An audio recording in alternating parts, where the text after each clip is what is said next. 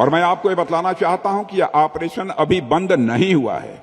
यदि किसी प्रकार की नापाक हरकत पाकिस्तान की तरफ से हुई तो हमारे सैनिक उसका मुंहतोड़ जवाब देंगे, जिसे वह कभी भूल नहीं पाएंगे। और मैं एक ही सेंटेंस में कहना चाहता हूं, इस बार जो होगा वह अनप्रेसिडेंटेड एक्शन किया जाएगा हमारी आर्मी के द्वारा। यह भी मैं साफ तौर पर मैं कहना चाहूंगा। प्रकाश जी, देखिए ऐसा है, भारत हमेशा तैयार रहता है। भारत को तैयारी करने की जरूरत नहीं है। भारत की जो आर्म फोर्सेस हैं वो हमेशा तैयार है। और रही बात हमारे जो चीफ हैं तीनों सेनाओं के और हमारे जो प्रधानमंत्री हैं वो मंदिरों में और गुरुद्वारों में जा रहे हैं, उसका रीज़न ये है कि उनका अपना अपना मत है। वो मत बोले तो अपना धर्म है, वो उसके हिसाब से वहाँ पे जा रहे हैं। और रही बात पाकिस्तान की तरफ से, देखिए इस चीज़ के लिए हमें थोड़ा सा पीछे जाना पड़ेगा। ऑपरेशन सिंदूर के दौरान इंडिया ने जो हमारी इंटर वाटर ट्रीटी थी उसको रिवोक कर दिया था। It was held in abeyance और वो आज तक भी हेल्ड इन अबेयंस ही। तो उसका जो इफेक्ट था वो अब पड़ना शुरू होगा। और मैं आपको ये बतलाना चाहता हूं कि यह ऑपरेशन अभी बंद नहीं हुआ है। यदि किसी प्रकार की नापाक हरकत पाकिस्तान की तरफ से हुई तो हमारे सैनिक उसका मुंहतोड़ जवाब देंगे, जिसे वह कभी भूल नहीं पाएंगे। और मैं एक ही सेंटेंस में कहना चाहता हूं, इस बार जो होगा वह अनप्रेसिडेंटेड एक्शन किया जाएगा हमारी आर्मी के द्वारा। यह भी मैं साफ तौर पर मैं कहना चाहूंगा। तो पाकिस्तान को यह बात कान खोलकर सुन लेनी चाहिए। भारत के रक्षा मंत्री राजनाथ सिंह ने साफ तौर पर यह कह दिया है कि पाकिस्तान का हुलिया बदल देंगे। अगर उसने कोई भी मिस एडवेंचर करने की कोशिश की तो उसका वो हाल किया जाएगा जो अब तक नहीं किया गया है। राजनाथ सिंह जिस तरह से ये बयान दे रहे हैं उससे आप समझ सकते हैं कि भारत पाकिस्तान को लेकर किस तरह से आग बबूला है। हमारी नेवी स्ट्रेट ऑफ हार्मुज से भारतीय टैंकरों को सुरक्षित तरीके से निकाल रही है। हमारे प्रधानमंत्री मोदी जी बहुत ही कासस हैं इस मामले में, और मोदी जी रोज अपने डिप्लोमेटिक स्किल्स का प्रयोग करते हुए इंडियंस के इंटरेस्ट की वह रक्षा कर रहे हैं। जिस तरह से इस कार्यक्रम में शिरकत करते हुए रक्षा मंत्री राजनाथ सिंह ने पाकिस्तान को चेतावनी दी है, वैसे में माना यह जा रहा है कि भारत एक बड़ी तैयारी करके बैठा हुआ है और पाकिस्तान ने अगर कोई गलती की तो उसे इसकी कीमत सदियों तक चुकानी पड़ सकती है, क्योंकि पाकिस्तान को लेकर यह माना जाता है कि वो हमेशा इसी मौके की फिराक में रहा है कि वो भारत का नुकसान कर दे। लेकिन जिस तरह की तैयारी इस वक्त सेना ने कर रखी है और जिस अंदाज में देश के रक्षा मंत्री राजनाथ सिंह ने फिर से पाकिस्तान को चेतावनी दी है, वो ये बताने और समझाने के लिए काफी है कि पाकिस्तान का हुलिया बदल कर रख दिया जाएगा अगर पाकिस्तान ने दोबारा कोई गुस्ताखी की। बहती धारा में हाथ धोने की क्या कोई तैयारी हो रही है? क्या कुछ ऐसा है जो भारत करने की तैयारी कर रहा है? हम उस पूरी कहानी पर आएंगे, पहले ये समझिए। प्रधानमंत्री नरेंद्र मोदी ने बीते रात, जो मैं आपसे कह रहा था, सीसीएस की मीटिंग बुलाई। जो सीसीएस की मीटिंग बेहद आपातकालीन सिचुएशन में बुलाई जाती है, इमरजेंसी सिचुएशन। और जब से ईरान इजराइल के बीच ये सब जो बवाल मिडिल ईस्ट में चल रहा है, जो एनर्जी क्राइसिस दुनिया के सामने है, हमने हमारी ऊर्जा जरूरतों को और उसके सप्लाई चेन को बहुत डाइवर्सिफाई कर दिया है। 2014 से पहले हम 20 के आसपास देशों से अपनी ऊर्जा जरूरतें पूरी करते थे। आज हम 46 देशों से अपनी ऊर्जा जरूरतों यानी गैस या पेट्रोल या डीजल मंगवाते हैं। लेकिन लगातार हो रही सीसीएस की मीटिंग्स तो एक तरफ जो भारत सरकार कर रही है, दूसरी तरफ लोग ये बार बार सोशल मीडिया पर, इंस्टा पर आपने देखा होगा, जिसमें बार बार जिक्र किया जा रहा है प्रधानमंत्री के तमिलनाडु के एक मंदिर जाने की। तमिलनाडु में प्रधानमंत्री मुरुगन देवता के मंदिर जाते हैं। भगवान मुरुगन युद्ध के देवता माने जाते हैं, वॉर के गॉड माने जाते हैं। युद्ध में जाने से पहले उनका आशीर्वाद जरूरी है। प्रधानमंत्री 3 मार्च को मुरुगन देवता के दरवाजे पर गए थे, उनकी चौखट पर उन्होंने मत्था टेका था। लोग इस चीज को बहुत बढ़ा चढ़ाकर या अपने अपने हिसाब से बता रहे हैं। बात केवल प्रधानमंत्री की नहीं है। अभी हाल फिलहाल देश के एयर चीफ पटना साहिब गुरुद्वारे गए थे। उसके पहले देश के आर्मी चीफ उपेंद्र द्विवेदी बनारस और अयोध्या का दौरा कर चुके हैं। लोग इन चीजों को जोड़ रहे हैं, वो कह रहे हैं कनेक्ट द डॉट्स वाली बात कि आप चीजों को जोड़िए। तो कुछ ऐसा है कि क्या भारत कर रहा है? हमने ये बात, हमारे यहाँ कई सारे गेस्ट आते हैं, वो डिफेंस एक्सपर्ट्स हैं, ब्यूरोक्रेट्स रहे हैं फॉर्मर, हमने उनसे भी पूछा कि क्या भारत कोई बड़ी तैयारी कर रहा है? आपको क्या कुछ ऐसा लग रहा है? माहौल चारों तरफ तूफानी है।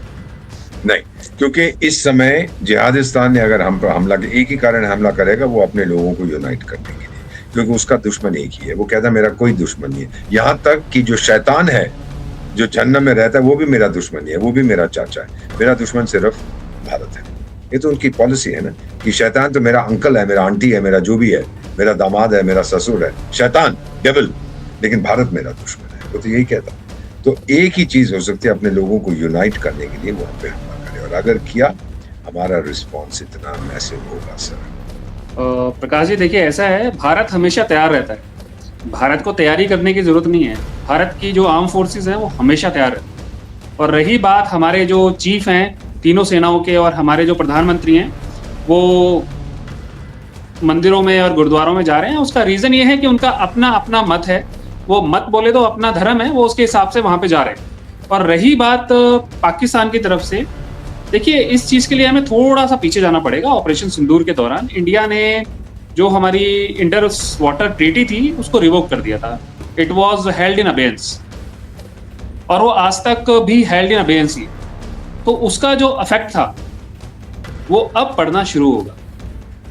अप्रैल, मई, जून, जनरली नॉर्थ इंडिया में या पूरे उत्तरी गोलार्ध में वहां पर उस वक्त पानी की बहुत ज्यादा कमी होती है। और पाकिस्तान पहले ही बोल चुका था कि अगर उसके वहां पर पानी की कमी होगी तो वो भारत के डैम्स को उड़ा देगा। पहली बात, उसकी इतनी औकात नहीं है कि वो हमारे डैम्स को उड़ा पाए, क्योंकि उसके सोचने से पहले हम उसको प्रीएम्प्ट करेंगे और उसके उन जो मिसाइल्स हैं जहां से वो लॉन्च होगी उनको ऑलरेडी उड़ा देंगे। लेकिन फिर भी हम अगर तैयारी कर रहे हैं तो तैयारी सिर्फ अपने लिए कर रहे हैं। हमारी तरफ से कभी कोई पहल नहीं होती है और इंडिया, लेकिन हाँ, पहल का मतलब ये नहीं है कि हम जाके अटैक नहीं कर रहे हैं, लेकिन पहल का मतलब है आपने सोचा तो इंडिया उसका जवाब देगा। अगर आपने नहीं सोचा, आप शांति से बैठे हैं, तो इंडिया भी शांति से बैठा हुआ है। ये वैसा भारत नहीं है जैसे पहले होता था कि पहले आप आओगे, हमारे यहाँ पे अटैक करोगे, फिर हम 10 दिन मंत्रणा करेंगे और उसके बाद अटैक करेंगे। नहीं, अब भारत बदल चुका है, ये नया भारत है। इस वक्त भारत सिर्फ एक काम करता है, अगर आपने अपने ख्यालों में भी सोचा कि आपको भारत को नुकसान पहुंचाना है, तो हमारी आर्म फोर्सेस आपकी ईंट से ईंट बजा देंगी और आपकी धज्जियां उड़ा देंगी। लोग जब ये सब कुछ कह रहे हैं, उसके पीछे वो कुछ दलील भी दे रहे हैं।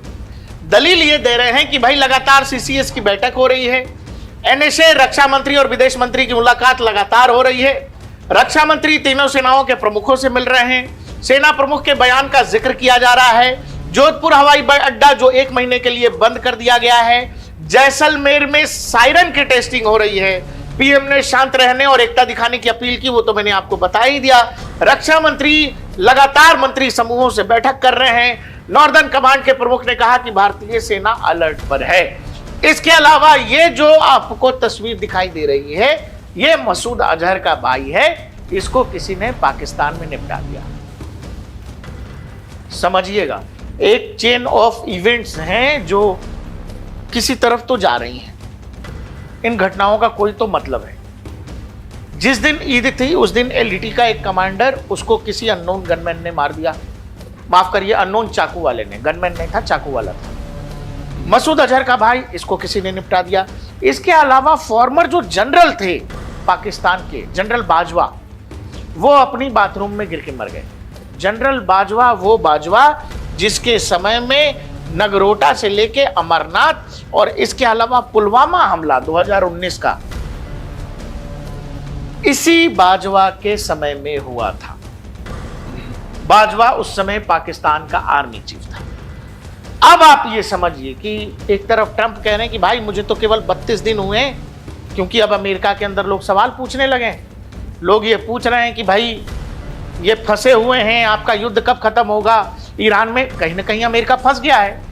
डोनाल्ड ट्रंप कह रहे हैं कि मुझे तो केवल 32 दिन हुए, क्योंकि अमेरिका ने वो राष्ट्रपति भी देखे हैं जो अफगानिस्तान में कई सालों तक अमेरिकी फोर्सेस को मरवा रहे थे, या अमेरिकी फोर्सेस को वहां बर्बादी और तबाही झेलनी पड़ रही थी। अब हम वापस इस तस्वीर पर इसीलिए आए हैं दोस्त कि लोग ये कह रहे हैं कि जब इतना बम बारूद चारों तरफ चल ही रहा है, और फिर जो भारत की तैयारी है, दर्शकों इसका एक और पार्ट है जो लेफ्टिनेंट कर्नल ने कहा, विकास कुमार ने, कि भारत हमेशा तैयारी में रहता है, भारत हमेशा तैयार ही रहता है। किसी भी देश की सेना को हमेशा आने वाले खतरे के लिए तैयार ही रहना चाहिए, इसमें कोई बड़ी बात नहीं।